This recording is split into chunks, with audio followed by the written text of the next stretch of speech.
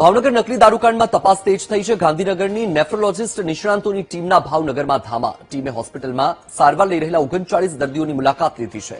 નકલી દારૂ પીવાથી 7 લોકોના મોત થયા છે. 46 જેટલા લોકો નકલી દારૂકાંડનો ભોગ બન્યા છે. તો આપણે જણાવી દઈએ કે ભાવનગરમાં જે નકલી દારૂકાંડ સામે આવ્યો છે તેમાં હવે નેફ્રોલોજીસ્ટ નિષ્ણાંતોની ટીમ પણ ભાવનગર પહોંચી ગઈ છે.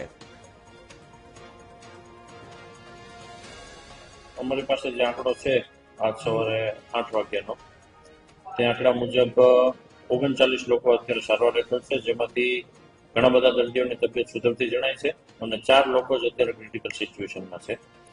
7ના મોત અમારી પાસે લખાયેલા છે. અમારી જાણકારી મુજબ 7 જણના મૃત્યુ થયેલા છે. મૃતકમાં 7 જણા છે, ભાવનગર ગ્રામ્ય અને સિટી બંનેના ભેગા થઈને છે. અત્યારે તંત્ર ગઈકાલે સાંજે તે ગાંધીનગરથી આઈકેડી હોસ્પિટલમાંથી એક નેફ્રોલોજીસ્ટની ટીમ આવેલી અને તેમને તમામ દર્દીઓની મુલાકાત લીધી છે. અહીંની ડોક્ટરની જે ટીમ છે એમને જરૂરી સૂચનાઓ આપી છે અને કોઈ પણ દર્દીને કોઈ પણ પ્રકારની તકલીફ ન પડે તે માટે તંત્ર અને મેડિકલ કોલેજ અને સટી હોસ્પિટલ ત્રણેયના તંત્ર સંયુક્ત રીતે